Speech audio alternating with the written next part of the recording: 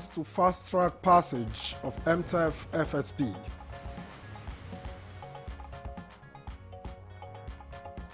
The 2026 budget of the federal government will be prepared based on the parameters and fiscal assumptions. House of Representatives pushes for lower air ticket prices. The unprecedented rise in air travel costs poses a direct threat to security, to life.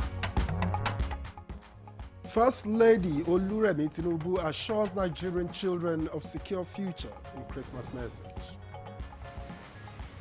Nigerians have to reach out to others, people who are less privileged.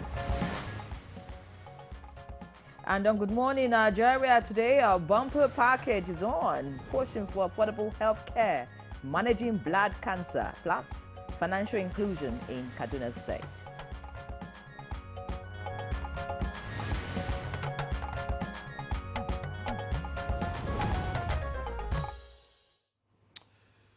Today is December 12th, needless to say. Universal Health Coverage Day. That's the important one. And this year, the message couldn't be clearer. Unaffordable health costs, we're sick of it. That theme captures the reality many Nigerians know too well. When falling ill is only half the battle. Paying for care becomes the other half. Indeed, and its heart is universal health coverage. Everyone should get the health care they need without falling into poverty while at it. But here at home, we know the gaps: inadequate funding, poor infrastructure, and out-of-pocket expenses that push many families into financial distress. Now, a lot of Nigerians still don't have any form of health insurance. Government initiatives like the National Health Insurance Scheme are trying to close that gap, but the journey is far from over. And that journey matters. Universal health coverage is about reducing poverty, boosting productivity, and building a healthier nation. It's also key to achieving the Sustainable Development Goals. So this morning, we are taking a hard look at Nigeria's progress, where we are improving, where we are struggling, and what real UHC, of course that's universal health coverage, would mean for you and your family. Our guests will break it down: the policies, the costs, the reforms, and the innovation that may finally make healthcare affordable for all. Away from that, later on the program, we'll also be exploring two important conversations: managing blood cancer and financial inclusion in Kaduna State. It's a bumper package, just like we have in the season. Have you started experiencing it? Buy one, get two? Not yet. Maybe you start it and others will follow.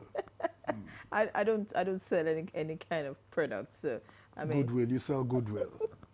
Anyways, many thanks for joining us on Good Morning Nigeria. I'm Henry John. And I'm Victor, so this is Good Morning Nigeria, live on the network service of the NTA. The newspaper review is coming up in a bit, but first, it's Alhaji Musa. Musa Abubakar is standing by with the morning news. Good morning and good to see you. Good morning, Mr. Victor, and good morning, Henry. Here's the news. Nigeria's push for indigenous, smarter, and faster security solutions is taking center stage at this year's defense exhibition in Abuja, where military leaders, defense innovators, and global partners are converging to rethink how the nation confronts emerging threats. Is to enable the security agencies to think differently, because the application of technology is a must-do. I expect that going forward, DICON and all others who are in charge of defense production in Nigeria is going to leverage on modern technology to be able to make an impact in defense equipment production. The Minister of Defense, General Christopher Musa, says timely promotion of personnel across the Nigerian Armed Forces remains a critical morale booster needed to enhance operational effectiveness. He made this known at the winging of 57 Air Commodores and Air Vice Marshals at the headquarters of Nigerian Air Force. Your promotion today raises the bar even higher as you are now directly responsible for shaping strategic direction, making crucial decisions, and influencing results across all operations, administration, and personnel welfare. Senate has resolved to fast-track a legislative approval of the 2026-2028 Medium-Term Expenditure Framework and Fiscal Strategy Paper, MTEF-FSP, transmitted by President Tinubu. The document containing Nigeria's financial and economic projections for the incoming year may likely be passed next week. The 2026 budget of the federal government will be prepared based on the parameters and fiscal assumptions of the approved 2026 to 2028 MTEF and FSP. In a bid to provide relief to air travelers and stimulate economic activity during the festive season, the House of Representatives is asking the federal government to take immediate action to reduce airfares during the Yuletide. Specifically, lawmakers are urging the government to slash all airport charges and auxiliary taxes by 50% with the aim of achieving lower air ticket prices. Security, to life, to tradition that unite our society during this cherished festive moment. What the airlines operators in Nigeria have done in the past 12 hours is completely uncalled for. The National Institute for Policy and Strategic Studies says it is fully prepared to deliver on the President's directive to generate practical solutions to Nigeria's security challenges. Director General of the Institute, Professor Ayo Omotayo, was upbeat while addressing participants of the Senior Executive Course 47-2025 at the Presidential Dinner in Abuja. Drug challenge, we do not just save lives, we unlock billions in potential revenue, protect our environment, and ensure a truly sustainable and prosperous future. President Bola Tinubu is committed to ensuring a secured country where children feel safe to learn, thrive, and celebrate. Nigeria's First Lady Oluremi Tinubu stated this while hosting children to the third edition of the annual Children's Christmas Brunch at the Villa. I think next year should be a year that Nigerians have to reach out to others. People who are less privileged. I don't invite ministers' children, they have food to eat. So I don't invite, our friends around and say they should bring their children or grandchildren. No. So this should be for the people. And we started that, and I'm very... Well, those are the highlights of the news at this time. Good morning, Nigeria continues after the break. The Renewed Hope Initiative RHI presents the RHI Green Nigeria Challenge. Go green today for a greener tomorrow. This national competition is in 3 categories. The household category is a tree planting competition amongst 11 frontline states in northern Nigeria. Each participating household in Adamawa, Borno, Bauchi, Gombe, Jigawa, Kano, Katsina, Kebbi, Sokoto, Yobe, and Zamfara states will plant a minimum of 1 tree to qualify, with a video evidence of before and after the tree planting exercise.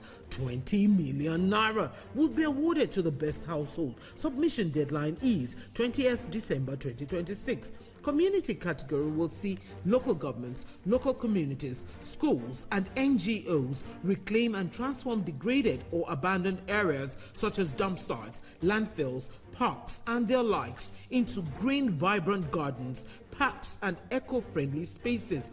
50 million naira would be awarded to the overall best community group. Deadline for submission is 15th July 2026. States category will have all states of the Federation and the Federal Capital Territory, excluding Enugu State, have a chance to address the growing threats to environmental sustainability and cleanliness. States will be judged based on the number of trees planted on major roads and inner streets and how clean they are. 100 million naira will be awarded to the best performing state. Already, Enugu State has 100 million naira for being RHI's model green state due to its greenery and cleanliness. Video evidence must be submitted by participating states on or before 20th December 2026. All entries must be directed to RHI Office, State House Abuja, or email rhi.greenchallenge@statehouse.gov.ng. RHI Green Nigeria Challenge. Go green today for a greener tomorrow.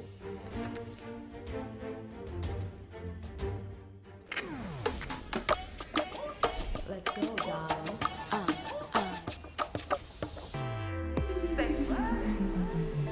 Mirror, mirror. I like what I see. Can't get enough of me. I feel like a darling. I feel like a darling. Mirror, mirror. Darling Braids. Wear the latest styles that make you feel like a darling. Alright everyone, no put your ears, make we talk. Shout my teeth fresh now, but you know own, I beg no be slow. Ever heard of Colgate, the #1 oral care brand in the world? For zero cavities and long-lasting fresh breath. Mom, it's your time to brush. Mama and Papa buy up, use up and shine your smile. No more cover mouth.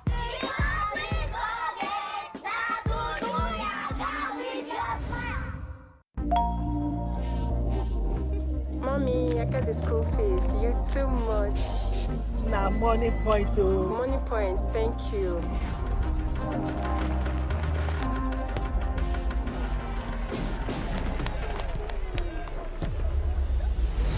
No worry, yourself go make am. Mo go buy ball. Victor, even you, they use money point? Of course now, they use money points. Confirm. Money point, made for your progress. And the National Productivity Order of Merit Award goes to...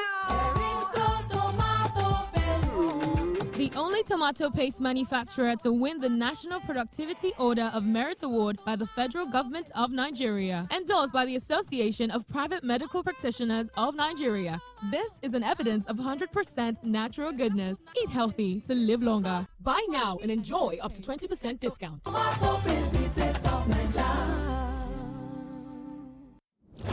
Lagos, Port Harcourt, Abuja. The city is moving. New voices, heavy drip, all heart. From the streets to the stage, this is the next Afrobeat star. Yo, yo, yo! What are we here for? Let's Afrobeat star! Let's get nasty! And the talents from all over showed up to own the room.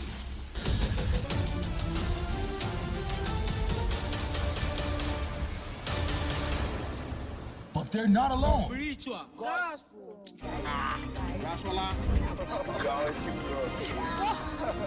All chasing a slot to face the judges. Puffy T, SARS, Andre Vibes, P Pride. Catch next Afrobeat star on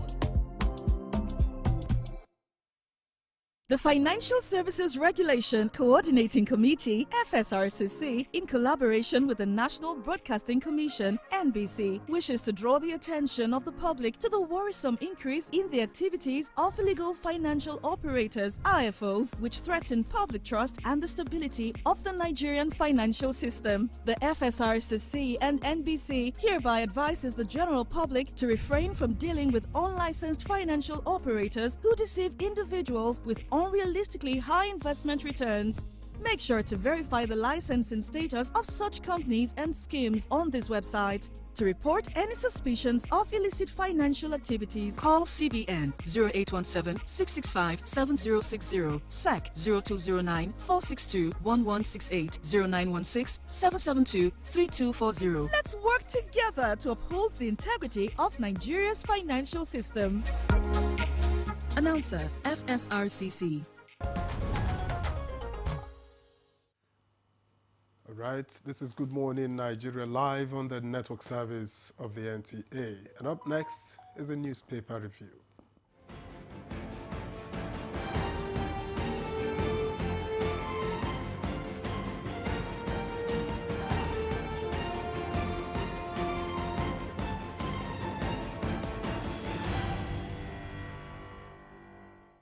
All right, Chukudi Okoli Ogbaja is right here with us this morning. Chukudi, good to see you. Same here. Thank God How it's have you Friday. been? Very well. You work in pleasure, or you work hard in pleasure. Hello. Are you a happy workaholic as well? No, he's not. I try. No, we know he's not. I was just teasing him. We know the good people on set. Good. Victor, good morning. Good morning to you. How are you doing today? I'm all right. Could be better.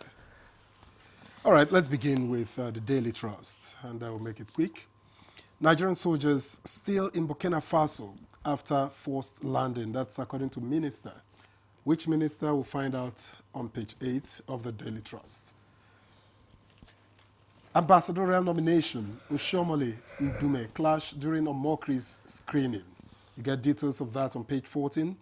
And how 9 Unijust students died in auto crash. Started here and is ending on pages 3 and 4. And finally, from the Daily Trust, EFCC to arraign ex-minister Ngige Friday. That's today, and details you can find on page 15. That takes us to the leadership.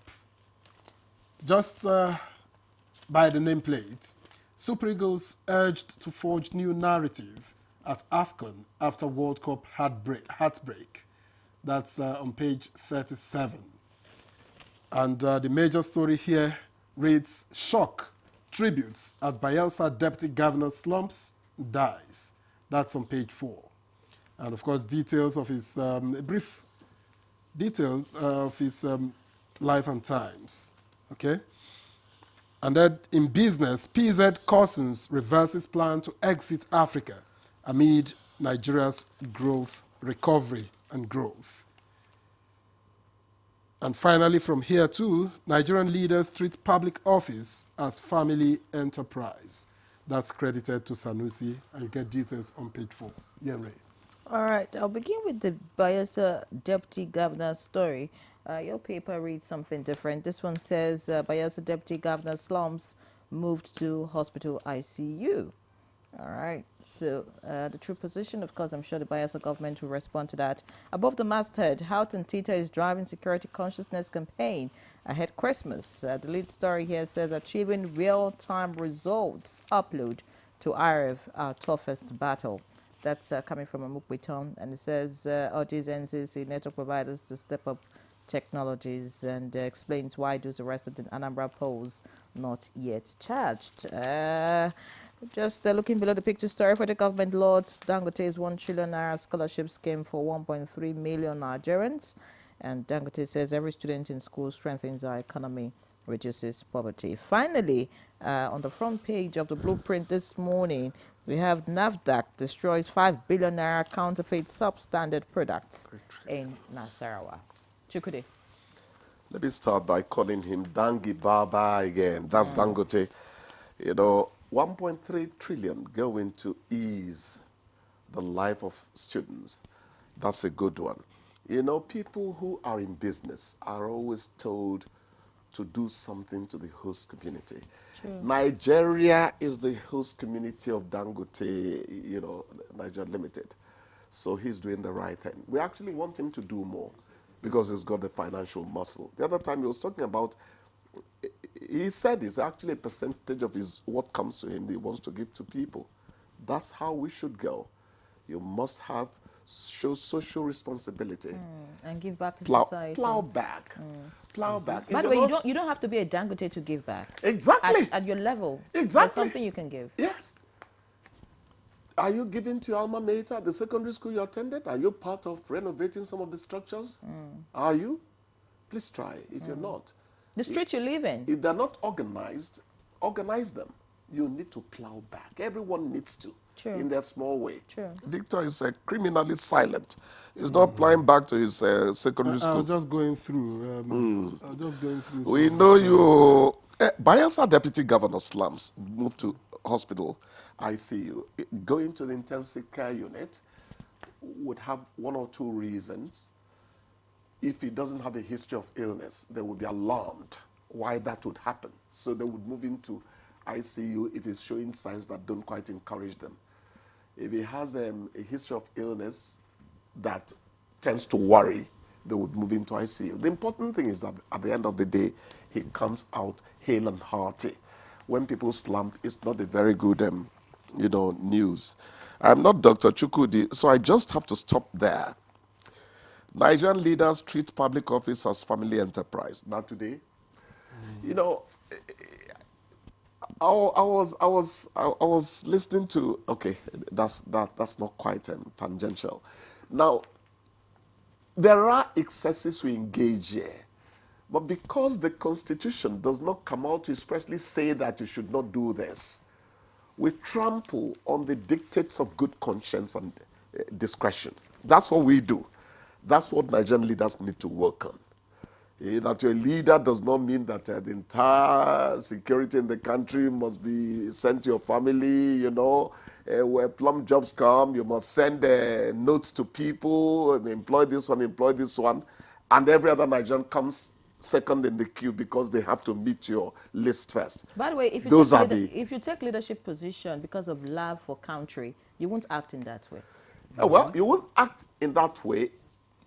The problem we have in Nigeria is that you situate the law, but you do not situate the man and his conscience. People will tell you the judiciary is not doing well, the judiciary is not doing well. People like me will tell you, what kind of conscience are people bringing into their job to make the job of the judiciary, a little lighter? It is not the case that a politician is a good man, must be a good man. But ideally, those who come into public office should be people who are coming in with something that shows us good conscience. We are lacking in that area. The other time I was saying, I'm tired of the analysis I hear on Nigerian television and radio. You do not reform politicians in Abuja.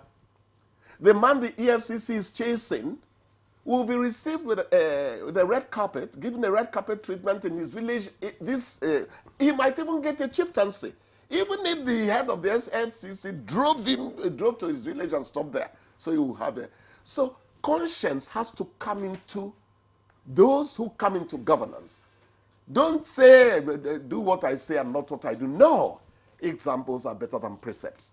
I think you mistake red carpet treatment or that they purchase it, that they arrange for people to line the streets and clap and cheer them as they come in, that they arrange to get chieftaincy titles, they pay for it, doesn't mean that people are rolling it. No, I am not interested. But if you have good conscience, you can't be bought. You can't be bought. No, I have to reply. If there is poverty, I hear that our time is up. I don't care whether na Jonah swallow fish, I've been a fish swallow Jonah. There was a swallow. There's a red carpet at the end of the day. The route to the red carpet is not my... madman say, now here him put fire. The one where the bomb go that side, not be me put it, now here, I put the fire. The end point is what we're interested in. How we get there is now the conscience of men. The woman is going to take a sachet of salt to vote, in 2027. It's not helping herself. True. Neither is she helping her community, the country. Chukudi, yes, we have to leave it here because... I see you're still full of fight, but we don't have time. We don't have a lot of time today. Yes. I would like to thank you very much for Thanks a lot. being here throughout the week. It's Friday. Thank God it's Friday. You know I'm a good man. Enjoy So your catch weekend. a break and enjoy your weekend. We'll see you again on Monday. Good morning, Nigeria. We'll be back. The bumper package it is after this break. Please don't go away.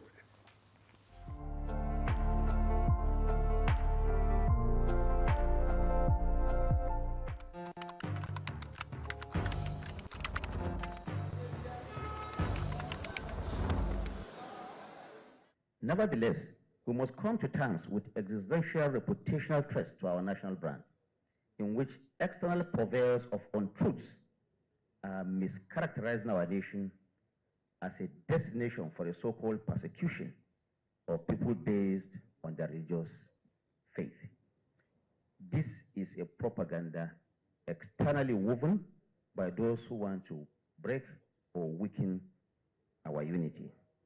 For the umpteenth time, I'm emphatic that there's no iota of truth in the communication that is out there, that there is a deliberate, calculated effort where one particular religion religion is targeted for extermination.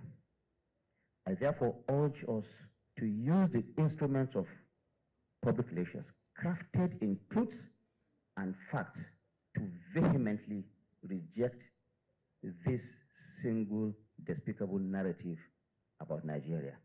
It is incumbent on all of us to unite in a voice that will ensure that Nigeria is indeed a country that is anchored on the freedom for everyone to practice his or her religion. In any case, that is what our Constitution stipulates.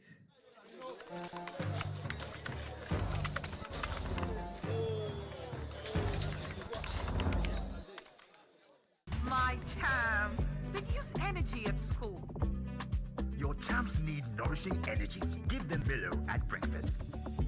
It has nutrients that support energy release. Milo! Let's go, darling. Say what? I like what I see. Can't get enough of me. I feel like a darling. I feel like a darling. Darling Brains. Wear the latest styles that make you feel like a darling. Darling. Power Oil Light. Light enough for movement. Real enough for taste. Power Oil. My choice for my family.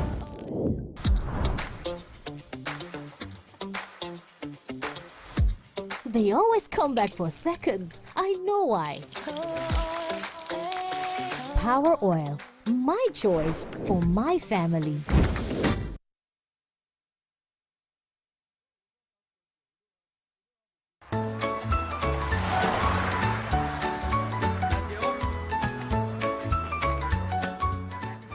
Evie, you look worried. What's going on? My big cousin in the university might have to drop out of school. He can't afford his school fees. Oh no, that's not fair. Wait! What is it, Tomiwa? I remember my dad talking about something called Nail Fund.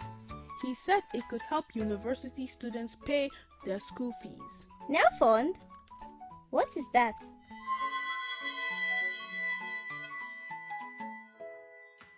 Hey, Captain Excellence! Do you also know about Nail Fund? Absolutely, Tomiwa.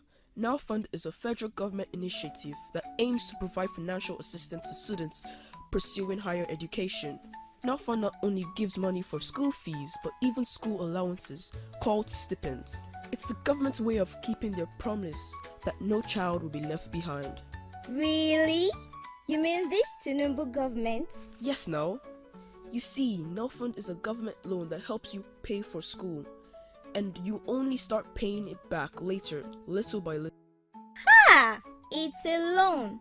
Doesn't that mean my big cousin will be swimming in debt? Not exactly. First, this loan comes with no interest. You only start paying back when you get a job. Even then, it will be just a tiny bit at a time. My dad says it's just like what they do in other countries like America. Wow! This is a great idea. See? With a Now Fund, everyone can go to school even if you don't have money. Look at those smiles. Wow! That's amazing. I am going to tell my big cousin right now. Remember, Now Fund is here to help every young Nigerian get the education they deserve. No child should be left behind.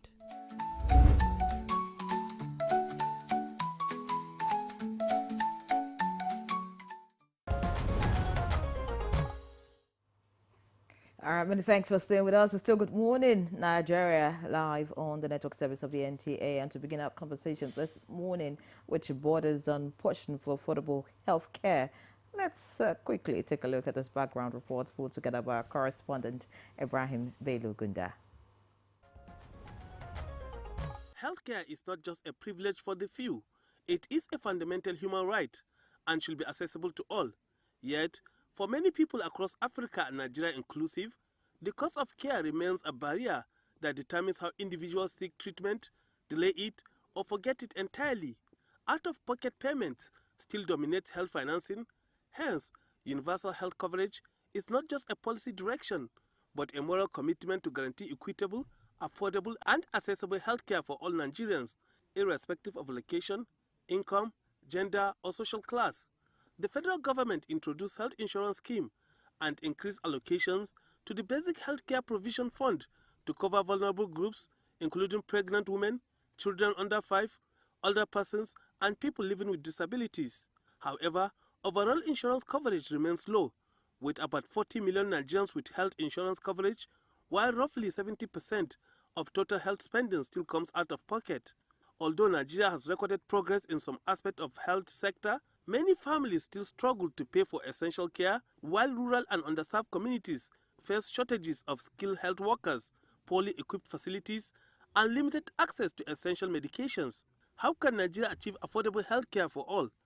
What should be the policy direction of government and partners towards attending universal health coverage in Nigeria? And what does it take to rid Nigerians of burden of out-of-pocket healthcare spending? This and more will stay tuned for discussion on Good Morning Nigeria, as our guests are already seated in the studio for the conversation.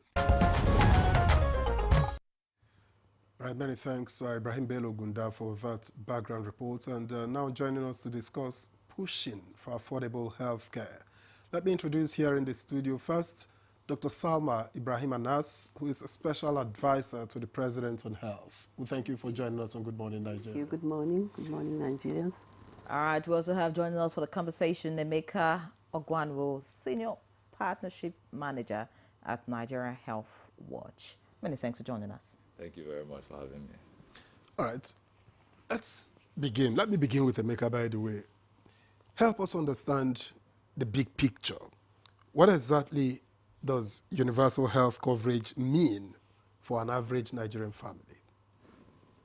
Thank you so much for that question. I mean, I think that's a good starting point, really. When you think about universal health coverage, or UHC, you're basically speaking to every Nigerian being able to access healthcare at an affordable cost. Like accessing healthcare doesn't put a financial burden on the individual or a financial strain on their productivity. So that's essentially what they should know, their ability to, whenever they feel ill, get the care they need, recover, have a health system that supports their growth and recovery, especially, and also productivity as well. So that's essentially something what for the average Nigerian should remember. All right, many thanks, Emeka, for your opening comments. I'd like to get to Dr. Anas now. That's like what universal health coverage should be. But, I'd like you to, speak to us about why it's important that healthcare is affordable at this time, and about some of the policies. I mean, you speak for government. Some of the policies that are in place to make healthcare affordable for Nigerians.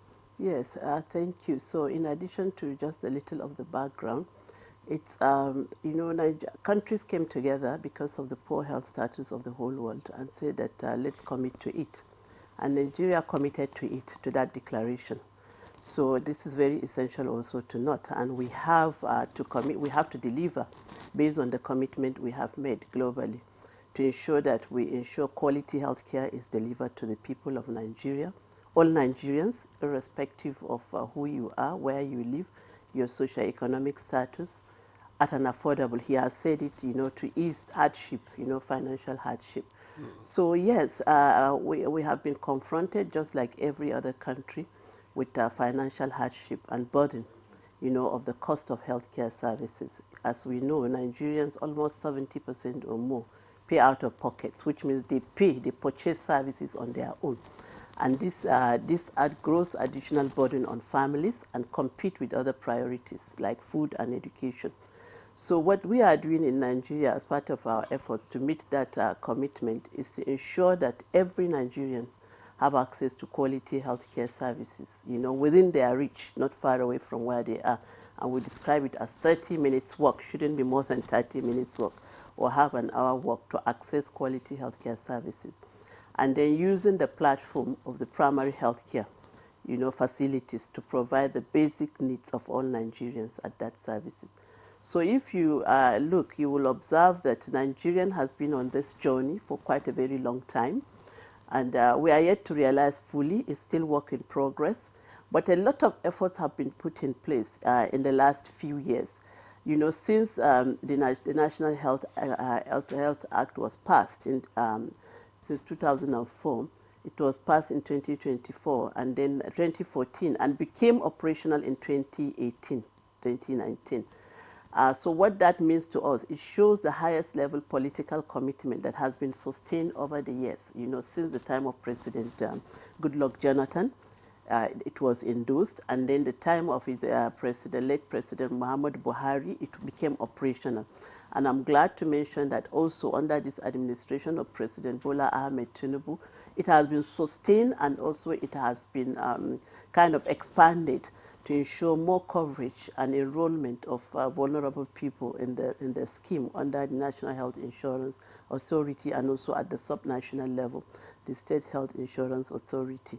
So in terms of policies, this is a policy that has been ongoing for the past 20 years, and we've made a lot of progress because today we are witnessing a country where 1% of our consolidated revenue fund allocation is being dedicated to address the issue of healthcare in Nigeria and addressing it at the level of the primary healthcare level, making it functional, revamping our primary healthcare, making it effective and functional, and also the other pathway is through ensuring that we expand the coverage. And this has doubled in the last 4 years. Our coverage, if you looked at the information that is currently being generated in terms of coverage of healthcare, it has increased from 3% as of 2020, just in the last 2 to 3 years, 2022, 2023, to now in 2025, the coverage has increased from 3% to almost 11%.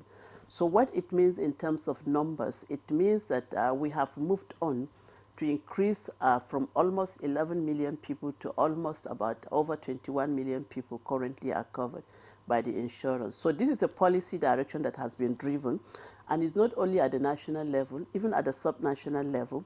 All states of the Federation today, they have a state health insurance scheme, though operating at different level.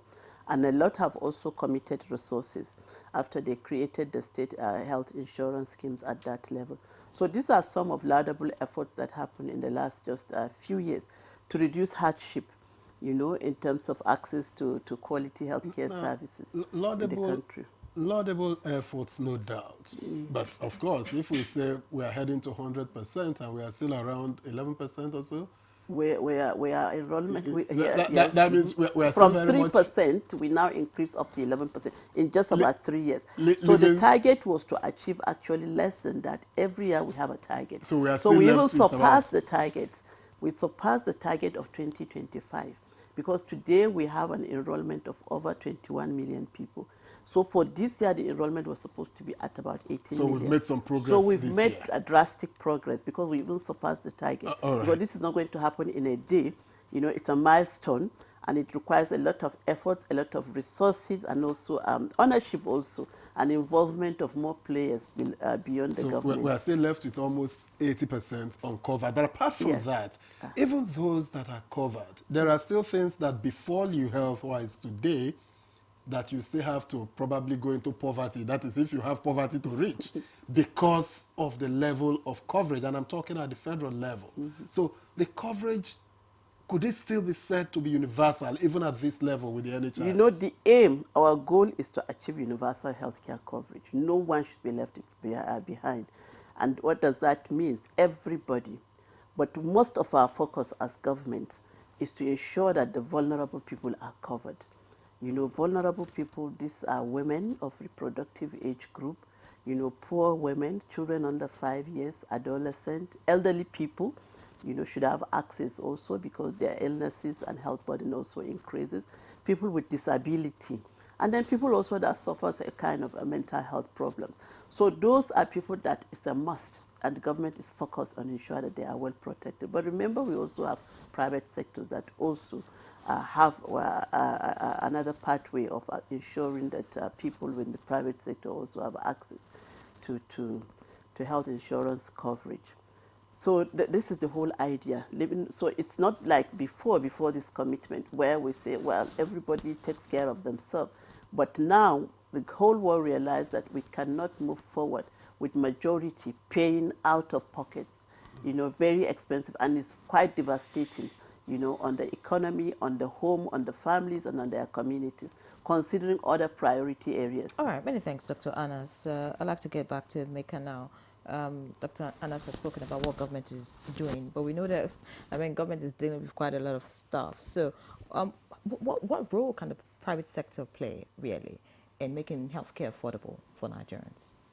Well, thank you very much. I think the private sector has started to play a bit more of an integral role in the delivery of healthcare in Nigeria.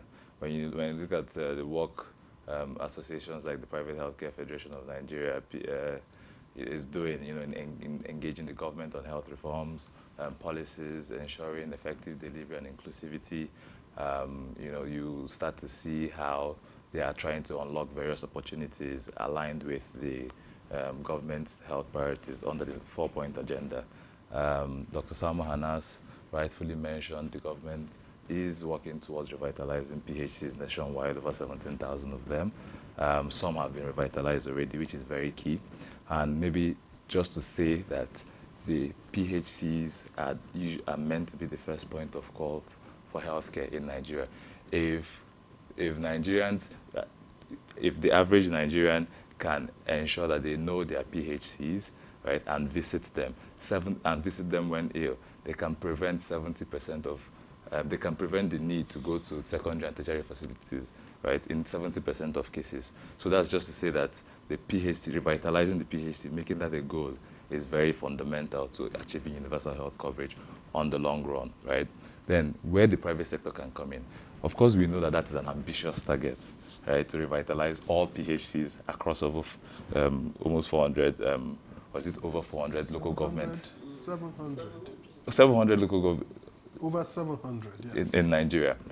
It's quite an ambitious plan, right, or goal, because the government has competing priorities. There's insecurity, there's food security, right? The government has to make, very important decisions on how to allocate resources, right?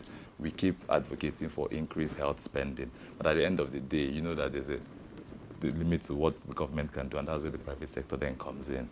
How does the private sector work hand in hand with government to establish, measurable and impactful public-private partnerships that can ensure the government achieves that goal of revitalizing over 18,000 PHCs nationwide, right? That's on one side, right? That's a very big opportunity. And when you talk about supporting the government, you talk about optimizing PHCs, right? There are various institutions that are investing towards optimizing PHCs. So sometimes the government, they have to still make use of the budget they have and make the best use of it, right? And sometimes the budget that is available might not be adequate to ensure that a PHC is fully functional in line with what a standard modern day PHC should be, climate resilient and very, technology friendly. For instance, for the basics, ensuring that PHCs are able to collect medical records electronically, right? That is where we are now.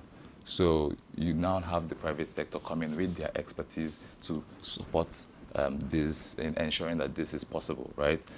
Through there are various PPP models that speaks to how they can work together. We look at what NISA Premier did with Gariki, the Gariki Hospital, those kind of PPP. How can that be translated at the PHC level? That's what they should be thinking about. And of course, there are a lot of conversations happening, like I said, with the HFN and other private sector organizations in line with this. You mentioned, electronic medical records. Now, how can technology, help us bridge this gap? I mean, the healthcare access and affordability gap. Yeah. Are there roles that technology can actually play, and how can we adopt that in our health sector? Absolutely. I mean, when you talk about electronic medical record, that's like basic technology, right? To ensure that there are medical records management systems in hospitals. Big hospitals have them. We're talking about ensuring they are available at the PHC level, which often is not funded, right? There's a reason the government made it a goal to revitalize those PHCs because they are not in the condition that they should be. There are so many of them that are thriving. There's been efforts over the years to even revitalize them prior to now, right? But it's still not optimal to serve Nigerians, right? Especially at the community level. There are areas where, then there are due to be so many reasons, even insecurity, you know, the large expanse of land, places like the north, right? You know, sometimes some PHCs are hard to reach. So even if you want to revitalize them, right, it's difficult, right? So this is where some private individuals or private sector organizations come in. Organizations adopt PHCs. We've seen the PSHAN long-standing campaign on adopt a PHC, right? Those are efforts towards encouraging. It could be individuals, average Nigerians, philanthropists, or private sector organizations to really identify PHCs around them, 1, 2, as many as possible, and focus on ensuring that they are fully functional to serve the needs. I mean, a lot of healthcare organizations are doing this, but of course you can go beyond that. But let me even just say just very quickly, an example, which is the main question he asks of how technology can help improve this. Beyond the medical records is still in line with medical records. Is the ability to use technology to monitor the consumption of antibiotics, for instance, where you can use it to address antimicrobial resistance, which we know is a very big thing. The WHO and the World Bank have dedicated this as one of the biggest threats of the 21st century, right? So it's we've seen a private sector organization like Drugstock in Lagos that have said that they can't monitor antibiotics consumption, right, and feeding that data to the government, right? These are some of the insights that came out of a workshop Nigeria Health had organized with the private sector to really understand how the private sector can play a role in addressing the national burden of antimicrobial resistance in collaboration with the NCDC and some partners. So these are classic ways where private sector, they make up about 70% of healthcare service providers nationwide. There's no way you can ignore such numbers or the capacity they have and the potential they have to support what the government is doing. When you think about the pharmacy you're going to go and buy your drugs, is it a government pharmacy? Do you understand? So it's not a government pharmacy, right? They are mostly owned by the private sector, right? So imagine having technology that you're able to monitor each antibiotics that is consumed in the country, of which this should be regulated as well.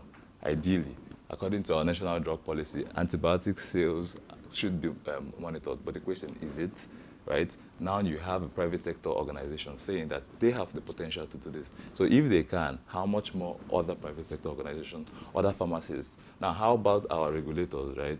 Now,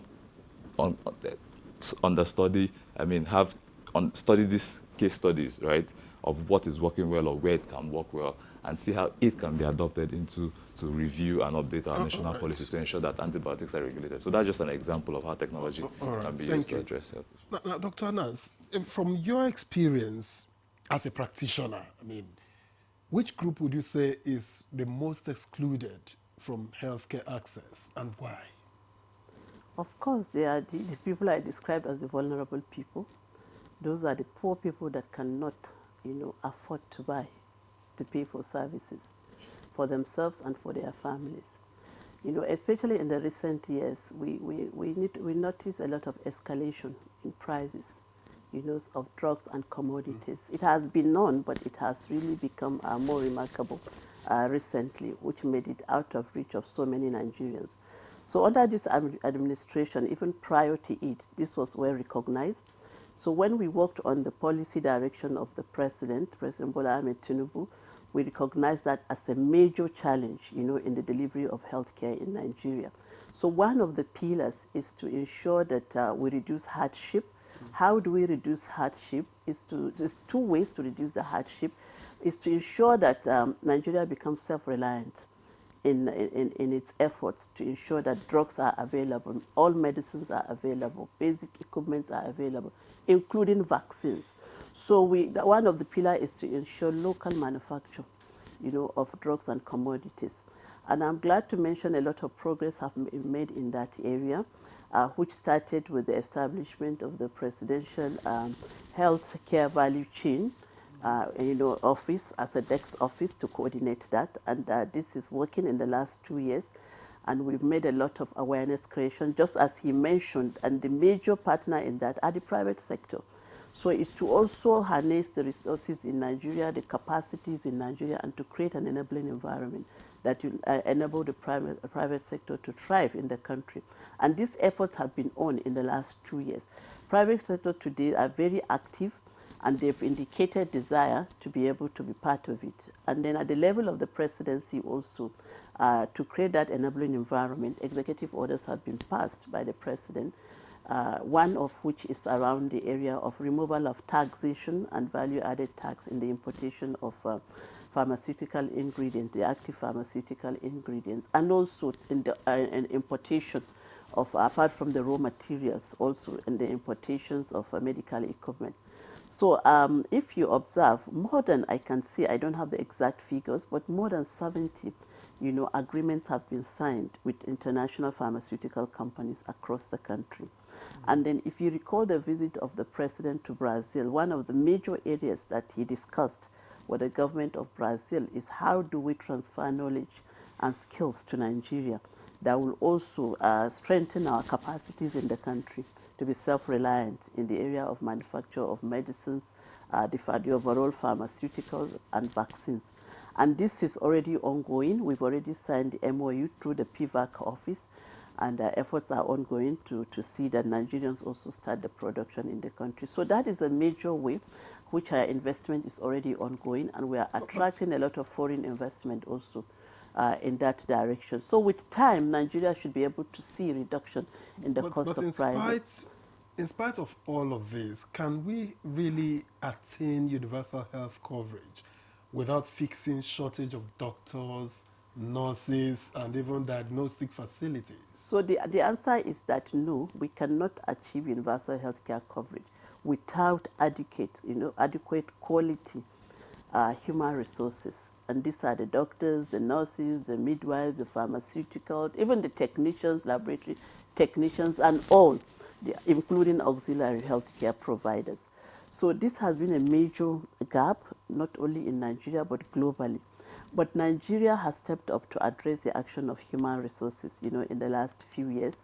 If you recall, the policy on migration of human resources was approved by the president himself, which means that how do we work, to ensure that we reverse, the brain drain of our healthcare providers? What are the push factors that push them abroad? And then how do we ensure that we pull them back and have them? So part of the effort that we have made, it's also to look at the huge gap. It's a huge gap. And then how do we improve the quantity of healthcare providers that we produce? So in the last few years, we have stepped up production of healthcare providers. Medical schools have been accredited. From the last time I knew, from about 40-something medical school for training of medical doctors, today we have about 63. And this is where also the private sector come in. So a lot of schools have been accredited, that meet the requirements for training of medical doctors. The same thing also applies to the nursing and midwifery, which are also huge, resources for delivery of healthcare services. All right, in many Nigeria. thanks, Dr. Anas. Because of time, we know we need to round up the conversation as fast as possible. Another gap, a lot of critics say we have in the health sector is that of education, health education on the part of the populace. Because, a lot of people think that if the average Nigerian is properly educated health-wise, some ailments and issues that we're dealing with in the health sector, will be drastically reduced. So, are we looking in that direction? Definitely. In fact, you cannot achieve UHC without an informed populace. So PHC cut across, and it starts from health promotion. These are the essential key components of delivery of achieving universal health care. It starts from health promotion, health prevention of ill health, and then before you talk about the treatment, rehabilitation, and the palliative care.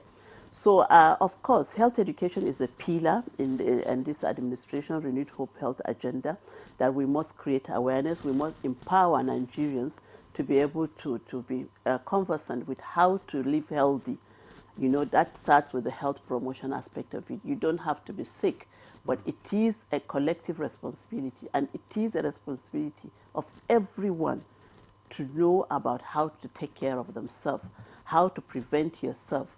So a lot of efforts are going to ensure that we fully integrate health education, you know, awareness creation within all our healthcare delivery in communities, and also within, not only at the national, but most importantly at the subnational level. And it is interesting to note that Nigeria has had a system of health promotion up to the lowest level, the local government level. If you go there, you will see they have desk officers that are called health promoters or health education But of course, officers. they would need to be So, strengthened. but they need to be strengthened in terms of their capacities, in terms of their outreach activities, because they are not supposed to sit within the comfort of their offices or clinics, but to move out to communities, to educate the communities, to also have ambassadors or champions within communities that will continue to do awareness creation within communities. So these are efforts that are currently ongoing, but of course there are huge gaps. It's still work in progress. What about agencies that are supposed to ensure standardization, or if you like, regulate products that are, you know, that are regarding to health? You know, say for example, I mean, there are a lot of stories of fake and substandard products everywhere, and that's also limiting our fight with all these efforts. So what are we doing? So there are agencies, there are regulatory agencies. NAFDAC is one of them, you know, regulating what goes out in terms of it, and also doing a lot of awareness creation on how people will read the label, because they have a label now on it to know that whether they are of quality standards, whether they have been approved for consumption by individuals. So apart from NAFDAC, also the NCDC, the organization that is responsible for control of communicable diseases in Nigeria, and also non-communicable diseases, they have a full component that looks at risk and communication, and there are lots of risk experts. But these have to be replicated at the subnational level. So because all our efforts at the national level, it's all about the policy drive, it's all about the coordination efforts, the monitoring, and then putting the standards, as you said, the guidelines. But in terms of the execution, that is the implementation, this must happen at the subnational level, mostly at the local government level. So at that level, what we lack, and efforts are going to do that, is to build capacity.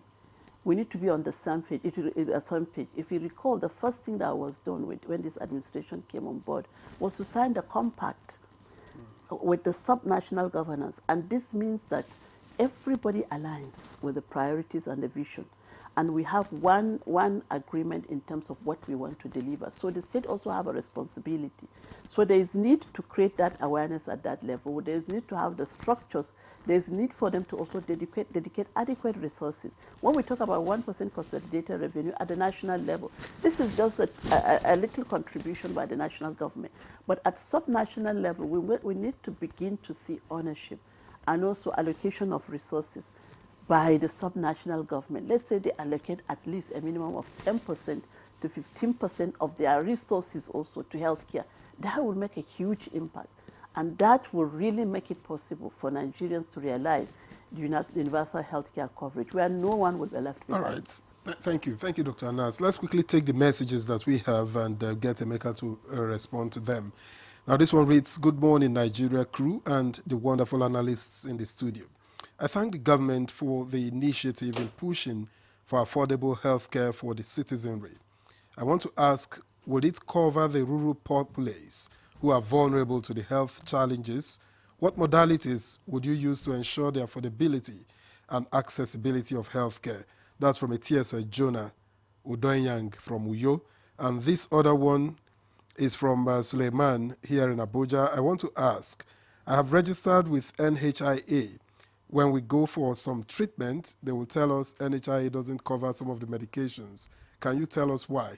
I guess Emeka will take one, and the other one has to definitely come to Dr. Anas for it. Yeah, thank you. I think I'm glad that it's obvious which one came to me. So for ATS Jonah, I would say that, you know, it's important we understand the essential components of UHC. The first is population coverage. You want to ensure that you're reaching a significant amount of the population. Now it's 11%, but I mean, are there things that can be done to scale that gap, to scale our progress in achieving that gap. I mean, are the UHC targets of 2030 even achievable? I'll give you an example of an innovative idea I once came across. Sometime early this year in August, the Presidential Initiative on Unlocking the Healthcare Value Chain and the National Health, the NSIA, National Sovereign Investment Authority, they had this event that's like the Dragon's Den, but in the health sector, right? Okay. And where the health, I think health, education, and agriculture, and food security.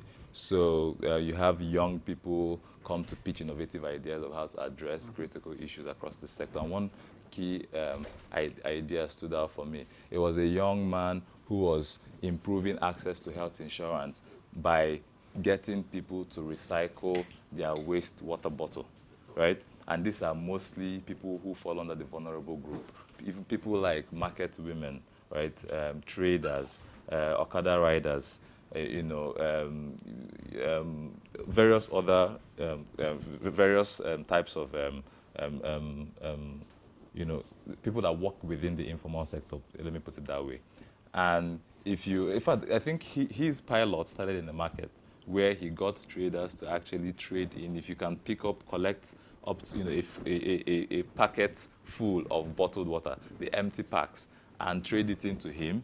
He created a system where if you trade it into him, he buys it, but instead of paying you cash, he gives you health insurance coverage for a defined period, right? I found that idea so innovative because his target was to help improve or accelerate the process, right, of expanding health insurance coverage. Although it's important to point out that could be very suboptimal compared to what the government is doing. But what he's helping to do is to collect data of people, basically helping with the first step, which is enrolling people. So we're still on population coverage. The second is service coverage. You want to ensure that you have the full suite of health care services that will cater to the people, quality health care services, if I'm to add that as well. And the third is financial protection, which is what I stated in my first question, that the essence of universal health coverage is to ensure that people can access quality health care without financial hardship. You don't want to so we have the statistics, 1 in 4 people face financial hardship from accessing healthcare. That's WHO data, right? So why is it so? So that is a significant problem. Over 70% of Nigerians pay out of pocket, right? So if we have if we have such ideas that help rope in people into the health insurance system, then you can now take it from there. At least you've done the next step. The government can now explore means to work with the private sector to expand the services they get and the quality of services they get, and you continue to add on from there and build from there. Right. So thank you. Dr. Nas, the other question basically talks something I had asked earlier, because even the coverage that we have, what's the quality? To what extent does it cover? That's what it's asking. Yeah, so as I said earlier, through the Health Insurance Authority, we've covered almost 20%, which is above the target for 2025. And we also are looking at also all other opportunities and innovations, just like he has mentioned, to traject, the coverage. But when he's talking about the quality of coverage, so when you have certain things, they say the medication is not covered. So the quality of services, as I said, is to provide the basic medical healthcare services. And we've even gone beyond the basic at the moment, because we are even looking at health illnesses like cancers. And recently, just about 3 cancer centers have been established in the country, in Edo, Enugu, and I think at Katsina also, in addition to the existing one. So yes, we are expanding to reach much more people, but the whole idea is to meet at least the basic minimum needs that, just like he said, that causes more than 70% of our problems that could be addressed at a primary health care. And those problems that we neglect and see are minor. They are the ones that escalate and become serious complications in the future. If you have hypertension, you don't know you have hypertension. You are just walking around. But if you do your medical routine at a PHC clinic, it will be detected very early. And it will be averted from becoming a severe hypertension that will lead to complications of heart, leading to heart failure. So this is how it works. The same thing with diabetes. You check your blood sugar, but if you have access to health promotion information, it also talks to you about your dietary. What is the right thing to eat? You know, also, as we say, what you eat is what makes you, and that is what leads to your health illnesses. So you have access to health promotion, health education, the type of diet you eat, and also risky life behaviors like smoking, alcohol consumption, high concentration of sugar and carbohydrate, high concentration of salt, you know, and all the white things that we say like flour and all that. So once you have the information, it helps you also to remain healthy and keep healthy. So the whole idea is to provide the basic minimum services. At the PHCs? At the PHC levels that will also, if they are effectively working, safe, effective, you know, and people-oriented, as we say, because people also have to be attracted to the services that are made available before they can also take those services in terms of privacy and confidentiality. All right, Dr. Anas, you know, as we begin to round off, I'd like you to speak about areas we need to look into just so that we can make healthcare affordable, if you like, better for women and children, because they seem to be the vulnerable group, you know, in all of this. What more should we be doing? So, yes, thank you so much for raising that. We should be doing more because it's realistic and it's possible, with genuine and transparent commitment to the cause of it, dedication of allocated resources, and ensure judicious utilization of the resources in terms of commodities, in terms of other services that will be provided at the primary healthcare facilities for women. For example, we have started what we call the MAMI project, which is an innovation and initiative to reduce maternal death and improve child survival, especially children, you know, under 5 years. And this seems to be working. And this is targeting about 172 local governments that have the highest burden of maternal death in the country in 33 states. And it's working because they've provided all the essential services, you know, in terms of drugs, in terms of everything for antenatal care, pregnancy, and then delivery. And also they've provided what we call the emergency transport services. So even if you are at home and you have an emergency, it's just with a call, they will immediately pick you up and ensure that we've addressed the issue of delay in accessing the healthcare facilities. So what I am saying is that all this cannot be done alone by government, and we cannot continue to depend on donor support, because currently we are dealing with dwindling resources from the donor funding. This is an area that I strongly believe, with strong commitment, you know, especially at the subnational level, especially now that the president has revamped the local government level, allocation of dedicated resources, and ensure that we follow through, that the resources are working for the intended purposes, is doable, and we can realize improvement of maternal health, improvement in our child survival. But most important backbone of it is also, as we said, awareness creation. That awareness creation, by the way, I'm currently doing a research on use of social media, you know, in dealing with pediatric, you know, health conditions, as a way that, I mean, you talked about the primary health care. If mothers are aware of, you know, the basic things they need to do for their children, of course, that could go a long way in taking care of the children. But, you know, I want you to speak about, I mean, all these initiatives by government are great, but monitoring, I do not know whether it's monitoring that is lacking, because I remember there was a particular program that was rolled out by the federal government for dialysis, and the cost was reduced. Right here on this program, we got a message about a particular federal government institution that wasn't, you know, carrying out that initiative. You know, the cost wasn't reduced. So what can government do to ensure that these policies, as planned, you know, get to the average Nigerian who needs it without anybody trying to, you know? So I'm happy you raised that, because there's what we call good governance, even within the health sector, clinical governance. And this is grossly lacking, you know, just like it's happening all across sectors of development. But this has to do with life saving, and it becomes very glaring when you don't have an institutionalized clinical governance within delivery of health care.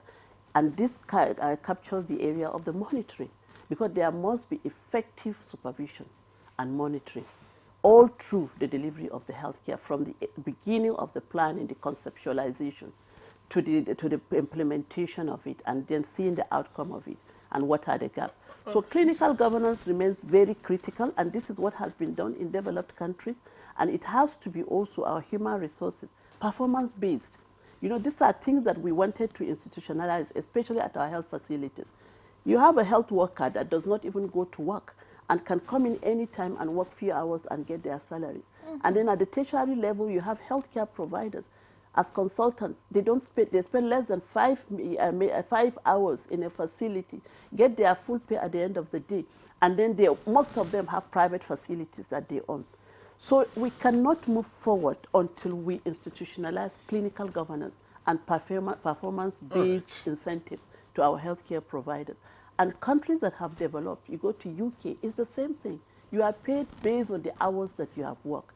If you are a surgeon, you are paid based on how many surgeries did you perform this month. And sometimes you find even a resident doctor earning more than his own professor or his mentor or her mentor because of the performance-based incentivization. So this is grossly lacking in our healthcare systems. And these are areas that we need to plug, we need to address in addition to corruption, theft, pilfering, and diversion of our medical equipment also to private facilities. Because you cannot, it's a conflict of interest. Sure. You cannot be in a public facility as a medical personnel and then you are comfortably running your own private health facility. It's not possible. I guess it's something government will have to deal with, but we've run out of time completely for this segment.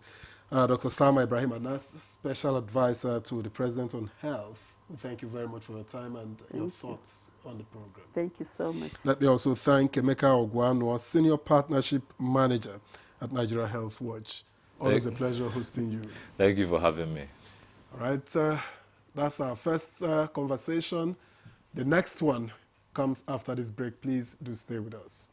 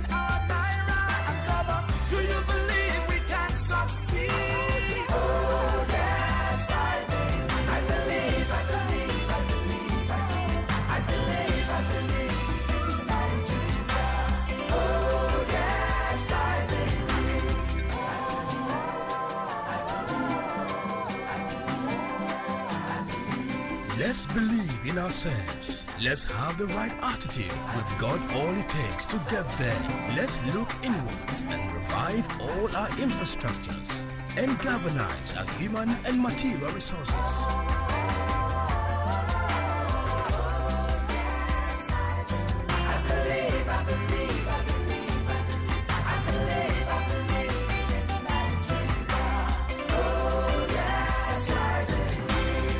Nigerians, believe in yourselves.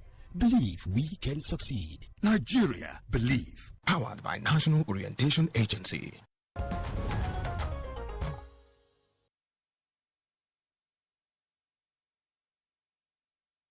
Thank you for remaining tuned. It's still Good Morning Nigeria, and as we told you, it's a bumper package this Friday. Our next topic is on blood cancer. Now, whether leukemia, lymphoma, or myeloma, it remains a serious health challenge in Nigeria, with many cases diagnosed late and treatment still very hard to access. And so today we will be taking a quick look at what early detection really means, the treatment options available and the gaps that still keep many patients from getting the care they need. I'm being joined now for this conversation by Husseina Babaina, who is the CEO and founder, Aisha Abba Abdullahi Memorial Foundation. Well, thank you very much for joining us. Thank you. It says the 3 a.m. Foundation too? Yes, it's thank also you for known as joining the 3 a.m. Foundation. All right. Also joining us is Dr. Sani Abubakar, who is the Director of Blood Service at MBSA. It's a pleasure to welcome you to Good Morning Nigeria. Thank you for having me. All right, still here for the conversation is Hassan Usman Babaina, co-founder and head of management. Many thanks for joining us. Thank you for having us. Good morning, Nigeria. All right. Let's begin the conversation. Let me begin with the doctor. Why is it that blood cancer, is often detected late in Nigeria? Thank you very much. I think the early detection is not only restricted to blood cancer, it still applies to most of the cancers. And the reason is not far-fetched, because most of the times we know that by the time the symptoms start manifesting, it will have gone to a serious level. And the other problem we have in Nigeria is that we don't have the culture of routine medical checkup like applies in other climes. You find that somebody, maybe an elderly man, 60, 70, will tell you that he has never really gone to hospital for routine checkup, except if he's ill. And even if he's ill, it's when maybe the illness has gone far, you have tried patent medicine stores, traditional medicine, before you finally get to that point. And I think what is peculiar to blood cancers is the fact that the symptoms, usually, they are not very specific and they don't appear very early. So you find out that by the time you start having the full-blown symptoms like anemia, no blood, you need to go for routine blood transfusion and all that, you find out that by that time the cancer would have gone far. So I think those are part of the reasons where the early detection is not usually... Are there not ways through which we can find out about some of these things without testing? Because they tell you test for diabetes, test for cancer, test for hypertension.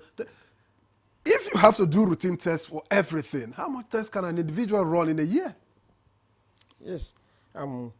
Well, if you limit yourself to blood cancer, you find out that it's not, the test is actually maybe just a single test. But before that, you see, there's a general belief in medicine that once you notice any abnormality in your body, you wake up today, you felt that maybe when you walk for just 300 meters, you get tired, you start panting, and you become breathless. You know that something's wrong. Then you quickly, don't just wait until when you are completely down. I think that's the key. Just once you notice any abnormality in your body, once you feel... Go get checked, right? Yeah, many go thanks, get Dr. checked. Abubakar. Let's hear from did I say doctor? Anyways, I'm sure you're working towards that. I mean, blood cancer, like he said, I mean, a lot of people don't really know about it until it gets to a critical stage. But speak to us about the treatment options that are available in Nigeria, and what's your foundation doing about it? Thank you very much. My foundation, what we do, he just mentioned about early detection, which saves lives. So we create a lot of awareness. We go to communities, local areas, religious houses to create awareness on blood cancer. Because as long as there is that option of good medical checkups, you can get it early. So when we go for this awareness in communities, we try to engage them. Aside from going to see the doctor, aside from going to the hospital, when you see there are cases like this, because in the communities there are misconceptions concerning diseases like this, especially blood cancer. When they tell you you don't have blood, they believe it's spiritual or so. So our organization goes there to enlighten people, let them know these are real cases. Cases like this happen. When they go to the hospital, they can get treatment.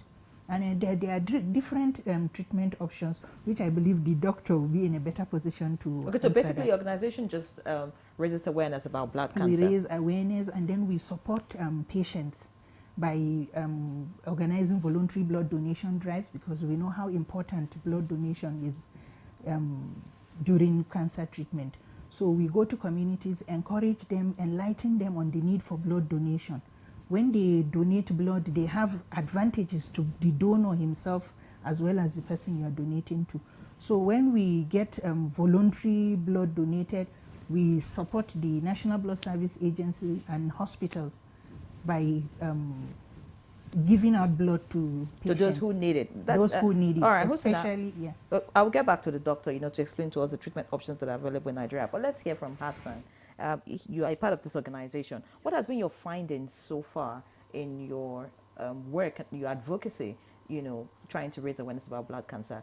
Are Nigerians, do we have enough Nigerians coming down with this, or it's just a rare case? Okay, thank you for the question. I would continue from where she stopped. The 3AM Foundation, which is the Aisha Abba Abdullah Memorial Foundation, does awareness and advocacy, research, blood cancer patient support, and voluntary blood donation drives across the places. So from the data collected from our various drives and our various awareness, there is a very, very, very high level of improvement. Earlier on, people were afraid to come forward to even listen to what you have to say about blood cancer. They believe you want to tell them something which, at the end of it, you would not give them treatment options. Likewise, for the blood donation, when you tell them to come forward, they have a lot of misconceptions. Some will tell you you want to use their blood for XYZ. Some will tell you, okay, are you paying it? Which you know it is against the rule. You don't pay for voluntary blood donation. Just as it is said, you don't buy blood.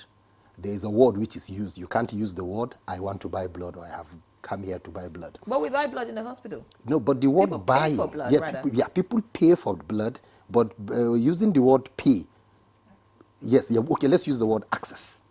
Yes, because it's against the... Access through payment. Okay, access fee. Okay. Yes, But because... the access fee isn't cheap. Yeah. So I don't... Right? Yeah. I think a pint of blood is over 10,000 naira. Yeah. In the hospital, it is. right? So that's... Is that just access? Yeah. Yes, it's access. A lot of Because you Nigerians find can't out afford that. They have to screen the blood. Yes. For viral infections and all. During donation, the patient has to be screened for all this. And then when you come to access it, they have to screen it to cross-match with the person they are donating to. So these are what incurs the charges. If I recall here, I think that at 10,000, it's actually only the National Blood Service Agency that issues a unit of blood at 10,000. And that is markedly subsidized. Based on the kind of test that she's talking about, HIV, hepatitis, hepatitis B, C, and syphilis, you have to screen a unit of blood.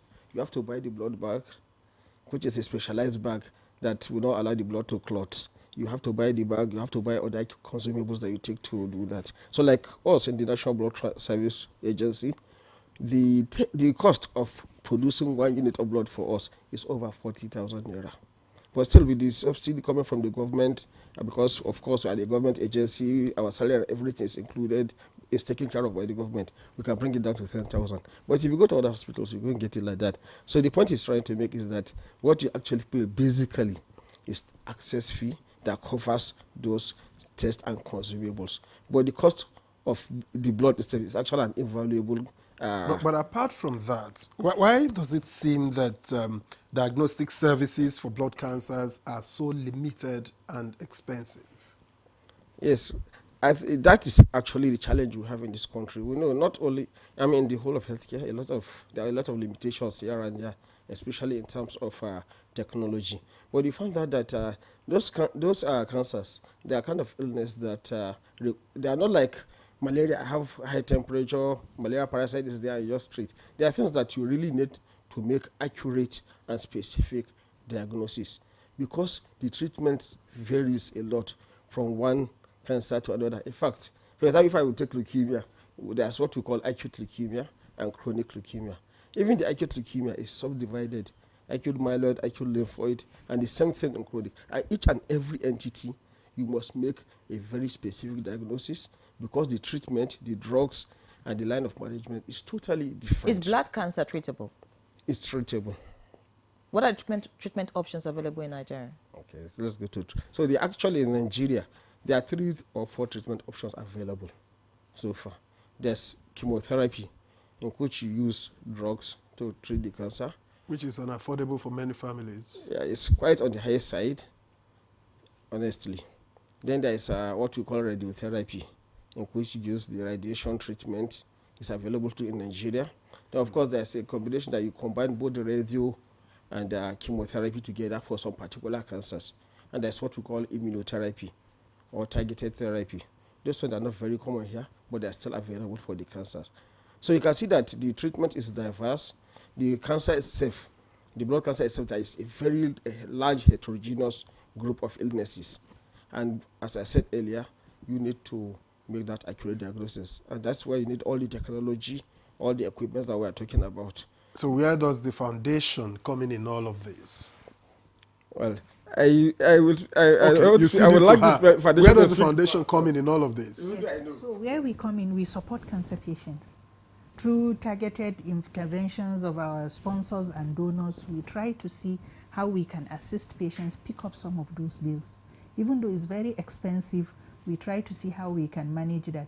And then in addition to supplying blood and blood products to the patients for free by the organization. I know that, you know, there were reports that a former governor died as a result of blood cancer. And, you know, I know a former colleague of mine, you know, who also had the same experience. You say it's treatable. Is it like treatable to, I mean, you return to a complete state of health? I think in medicine, we talk about a disease being treatable and curable. They are two different things. Treatable, you can treat and you maintain the patient at a particular healthy state over a long time. But it's not as if the disease has gone completely. For example, hypertension, diabetes, they are treatable conditions, but they are not curable. You are hypertensive, you live with it for the rest of your life. You take your drugs, you treat it, your BP becomes normal, you live your normal life. You stop taking the drugs, it shoots up and could be catastrophic. What are the risk factors for blood cancer? All right. Maybe you should just conclude on the curable part. But when you say disease is curable, it means that you can completely eliminate it. Like now, you have respiratory infection, you have pneumonia. You take your antibiotics for 2 weeks, it's gone. So that is cure. I think that is... Okay, so blood cancer is not curable? Yeah, it's mostly treatable. Okay, what are the risk factors? For blood cancer? Yes. Yeah, there are so many risk factors. You know, starting from, let me say that in most instances, over 60%, the cause may be unknown. You may not be able to associate it with any risk factor. However, there are some, like family history, for example. It's believed that, all studies have shown that blood cancer could run in families. So there's a right chance that if one of your siblings or your parents have a cancer, you could also have it. So family history is a risk factor. Then maybe exposure to some chemicals and even radiation could also be another risk factor for blood cancer.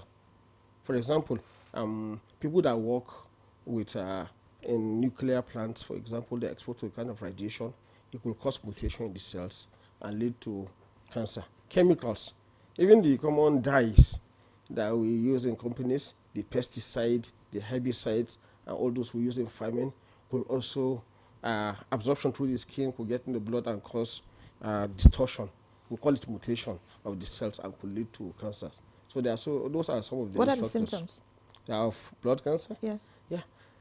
When we say blood, before when you want to understand the symptoms of blood cancer, you look at what is function of the blood itself. For example, now, we know we have what we call red blood cells, white blood cells, and of course, platelets.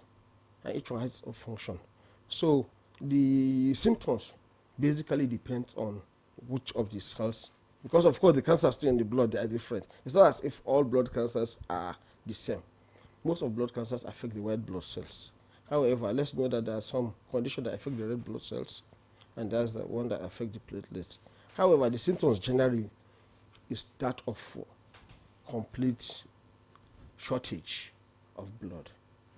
That is one of the common symptoms that most cancer patients will present with, the shortage of blood, because the blood is being produced in the bone marrow, and the cancer cells affect all those blood production cells. So they come down with basically anemia. And anemia means shortage of the red cells. So you get tired easily, you get very weak, you become generally unhealthy. All those are part of the symptoms. Then there are some, mostly those related to the white blood cells, like the lymphoma. They may just present with swellings because the lymph nodes are located in so many places in the body. So swelling could be of maybe in the armpits, around the neck, around the groin, where all those lymph nodes are located. Could just be the early symptoms. All right, many thanks. Cancer. Just before you guys came up, we're talking about affordability. Hassan, speak to us. For someone with blood cancer who is undergoing treatment, what's the cost implication like? And does your organization fund that for patients? Okay, before I answer that, please, I would like to add a little on what Doctor said on the question you asked him. You know, for blood cancer, as you mentioned earlier, we have three or four different types of blood cancer. So as you asked, depending on the type of blood cancer, depending on the type of treatment, and depending on the type of life expectancy. For example, I want to believe the AML is the most dangerous out of all. So for the AML, depending, though people do survive, but the treatment pattern is different from the others. So there is the last one. Doctor, can you help me with the name? CLL. Yes, that which the life expectancy takes a longer period. Yes, which still people do recover from that. For your the cost implication of treating. It is so much expensive, man. Yes, the cost implication for treatment of cancer, not only blood cancer, any type of cancer. For instance, I will concentrate on blood cancer since we are talking on blood cancer. The platelet kits alone, because you know, as doctor said, when someone has blood cancer, I will take leukemia as a case study.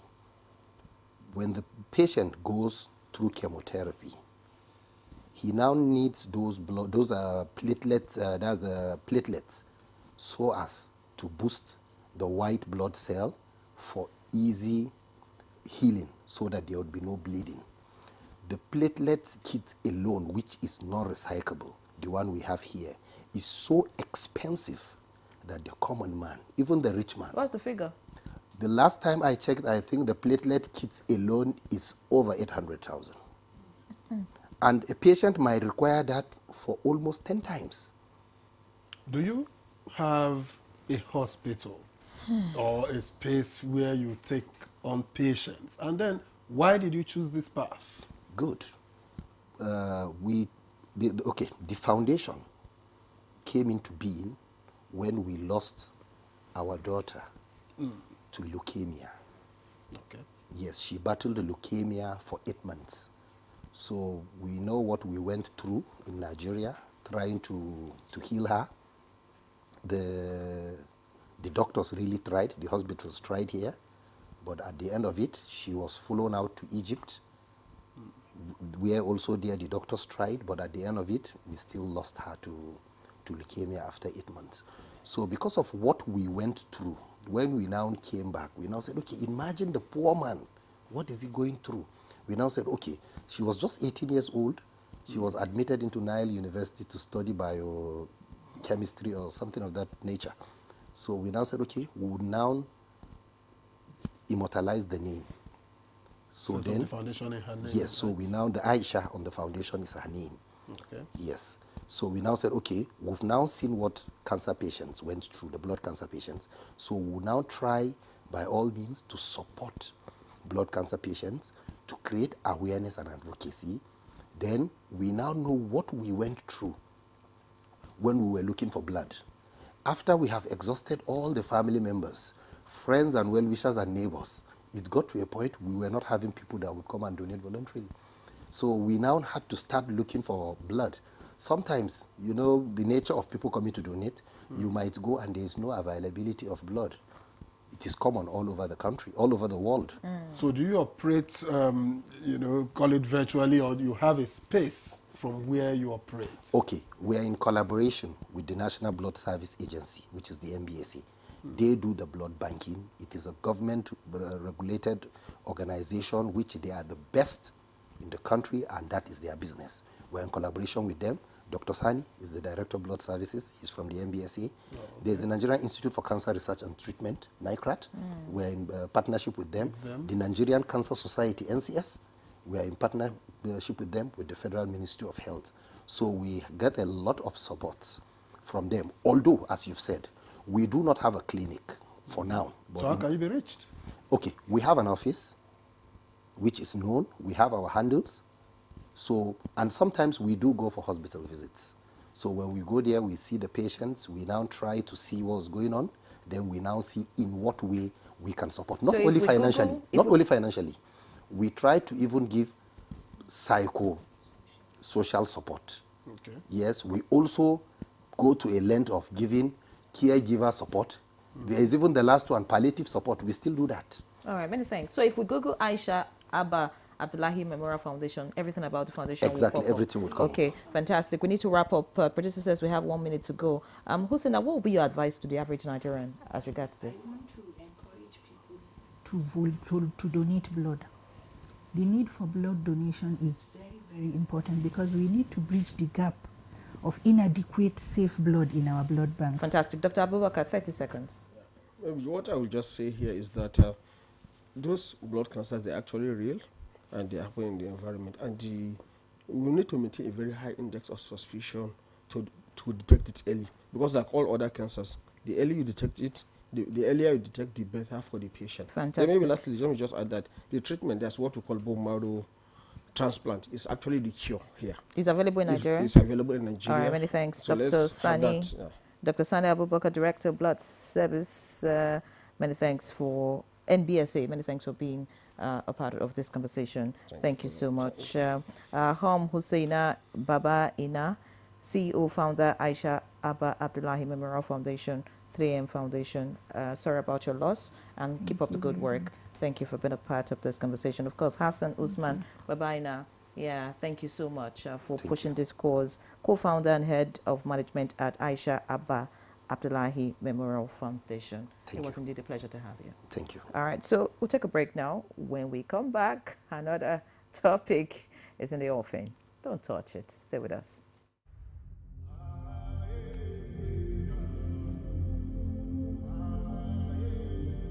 There were obstacles and there were hurdles that we had to face. There were challenges and there were struggles that we had to brace. Now there's a sound of change that is coming, a journey towards a transforming and rebuilding a system that will stand the test of time. Yes, we're building a system that will stand the test of time.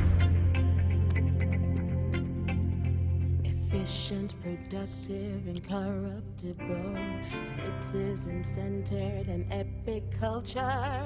This is the Federal Civil Service. Our mission is clear as day. This is a call for transformation. This is a vision for change. A citizen-centered epic culture. Join us to move Nigeria forward. This is the Federal Civil Service. We are marching to greatness.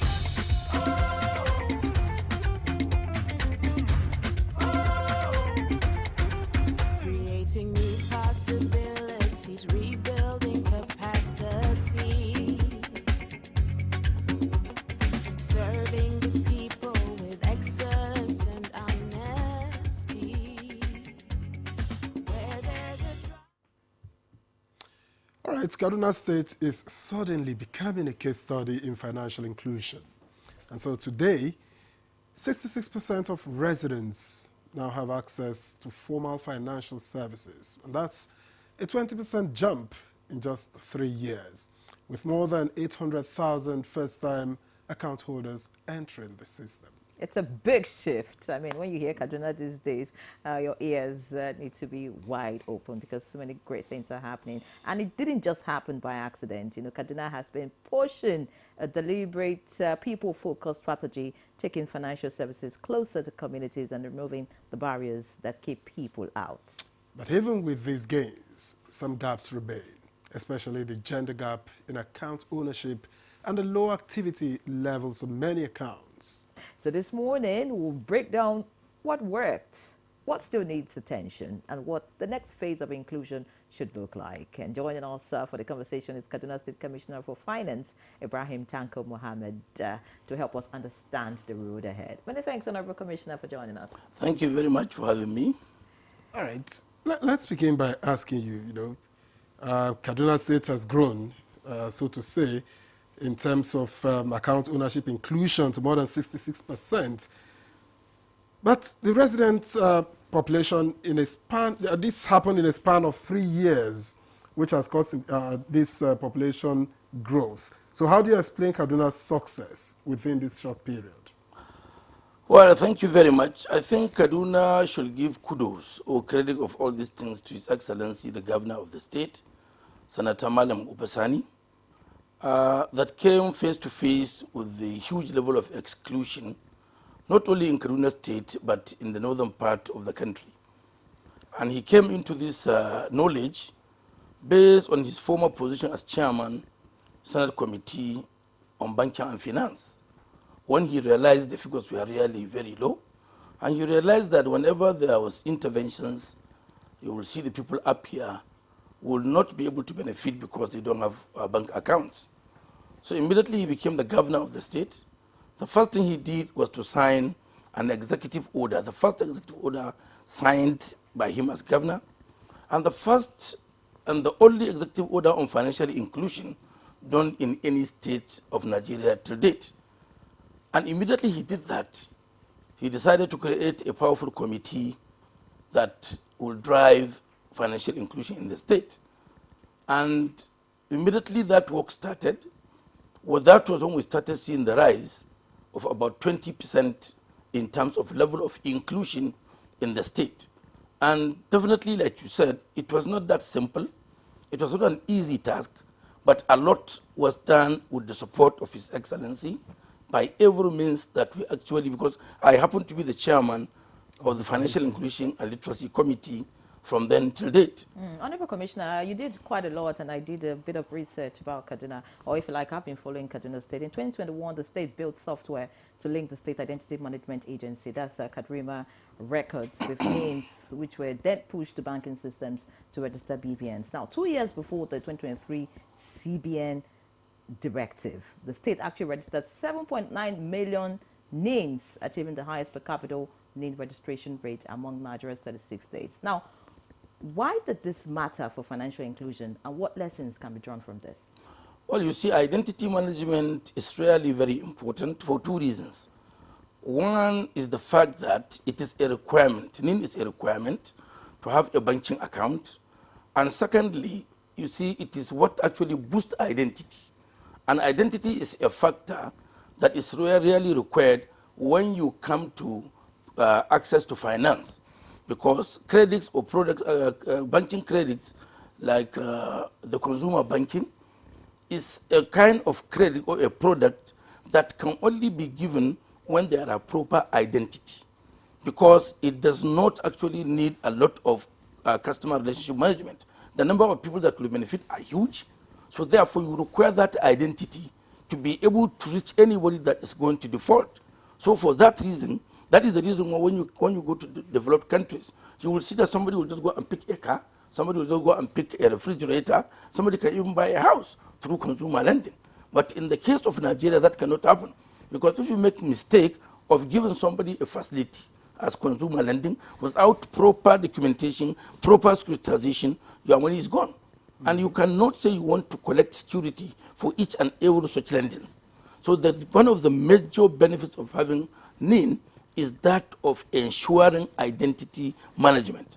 And again, it helps in actually increasing the level of data that you have. Linking of the BVN, linking of the NIN is not even only about account opening itself. Because when you open the account, there are so many benefits to you as the account holder and even to the general, to the state. Because if you have that kind of identity, the state, for example, can be able to identify who are the people that are residents in my state, can be able to know who should pay this tax, for example, that where people to government payment is going to be enhanced when that linkages are increased. All right, and then you are 66% gone. That's a B grade in academic parlance, so there are still grounds to cover, right? So what challenges remain with this financial inclusion drive in Kaduna State? Well, actually, the challenges that we faced initially in the first phase was first that of literacy. Generally, people should know, why should I even be included financially? People don't feel there is need for them to be included. So they needed that awareness. In fact, even by the time the committee was created, we even had the job of even enlightening even the members of the committee, because issue of financial inclusion around that time was more of an academic exercise. People were not fully aware of what that meant. So that was the first instance. And the second problem that we have were the kind of social and religious biases. Like when you come to Kaduna State, like any part of the north, men wouldn't allow their wives to go out to meet other men. So it was a huge challenge. But we had to develop, when His Excellency found that we were having that problem, the women that were part of our targets, we couldn't reach them because the men wouldn't allow them. So he said, look, you are bankers. What you should think about is these agent banks that will have to deal with these communities that have such people that think that way. Why don't you employ ladies as the agents that will go and deal with them? Because an average lady will feel comfortable, the husband will feel comfortable when they go and meet a lady, not a man. So we developed that, we borrowed that idea, and immediately we implemented it. The women started coming. And when they started coming, the number increased, even though still there is some gap between the women and the men, about 19% gap in terms of level of inclusion. And another problem we had was that of religion. Some people felt conventional banking was un-Islamic. Interest is usually, it shouldn't be accepted. Again, we brought the idea that we have Islamic banks in Nigeria, about 4 or 5 of them. So when we now tell people, come and open account, when they say they don't want because they don't want usury, we will not say, okay, go to Jais, go to Lotus, go to Taj, go to this. Also that barrier was broken. We are now able to penetrate and have even the Muslims to do it. Again, we had issue of insecurity in the state at that time. It was impossible for us to penetrate certain locations. So at that was the time when the governor wanted to actually achieve this, but there was that problem. Along with other economic development efforts of the governor, they were becoming practically impossible because of the insecurity. So that was when he developed the Kaduna model, the non-kinetic approach of security control. And when that was achieved, that was when, about a year or so ago, even the United States government, they have reduced the level of refusal of their people to visit states from red to amber. So from that time, we were able to penetrate locations and what have you. We also had issue of penetration in terms of road infrastructure, because the major areas of concern at that time was the rural population, where the underserved stay. So he decided to create an open up roads that could be able to penetrate locations, bridges, and what have you. So all these challenges that we had, were able to surmount them. Yes, we dealt with them, and I can tell you smooth now. By the way, Honorable Commissioner, when you said that men in Kaduna would not allow their wives go meet other men, no man anywhere in the world would allow that. But in this case, they would not allow their women go register and probably do banking services when a man is involved. When I was referring to meeting, is about going to access the banking services. But when you go to Lagos, you will see a woman. No, I didn't need to explain that because Victor here can be I something understood else. it as meeting, but it's fine. Anyways, I withdraw my comment. Thank you so much, Honorable Commissioner, for coming to terms with my understanding, so that Victor doesn't misunderstand that statement. Anyways, Kaduna State has released this 2025-2026 financial inclusion strategy roadmap. Speak to us about some of the strategies in this roadmap. Okay, you see, when we arrived at where we are today, we felt we still needed to deepen the literacy campaign for people to understand more of it. They understand the need to open accounts, but does it stop there? We still found out that even though the people opened accounts, but the transactions within the accounts are actually low. They are yet to be what we expect them to be. So we need to inform them. We need to make them understand and come to the operations. Again, one of the major reasons why we want people to be financially included is the fact that we want them to participate in the economic development of the state and the country generally. But one of the main requirements to break out the cycle of poverty under which the people at that level live is to bring access to finance. Somebody should be able to have finance to be able to invest. So they are not fully aware of the need for them to get that. They don't even know where to get them. So we want to see how we can deepen the utilization of financial services, including access to finance. And finally, you see, financial inclusion is hanging. It's not institutionalized in almost all the states in Nigeria. So what we want to do as part of our next effort is to see what can we do to institutionalize financial inclusion. Do we want to create it as a unit in a department? Do we want to make it a department in an MDA, ministry department or agency? Or do we want to have it as an agency by itself? So by the time that is done, all the necessary laws are created to make financial inclusion stabilized, to have its own locus, to stand somewhere. So, I mean, at that time, whoever comes would have no choice but to continue to operate and continue to drive financial inclusion to the highest level of our expectation, to ensure that it is serving as a model or as a tool that will bring out people out of poverty. Because one of the major benefits of financial inclusion is an attempt to bring people out of poverty. And without the banking services, formal banking services, and without actually access to finance, which is actually lacking, that is what is not allowing the cycle of poverty under which they operate to be broken. So when we explain to people to understand what they should be included, how they should access the services, and making those financial services easy, accessible, and available. So by the time we do that, it's going to become easy. That's the reason why we also need to deepen digital infrastructure to increase networks. Because if these are unavailable, the provision of services will not be as expected. And immediately somebody goes to deposit money and the money is not going, he will become discouraged. Or when somebody deposits his money and the money is not coming out at the time he wants, he becomes discouraged. So all these gamut of things are what we are trying to do to ensure that financial inclusion is not only going to stabilize in Kaduna State, but we want to see how we can be able to expand this knowledge for people to come and borrow a leaf from what we are doing in Kaduna State to take it to so many other states in this country. You do have all of this figured out. I'll be interested in researching your background, but give us further insights into the digital economy that Kaduna State is building and how it will help reposition the state for growth.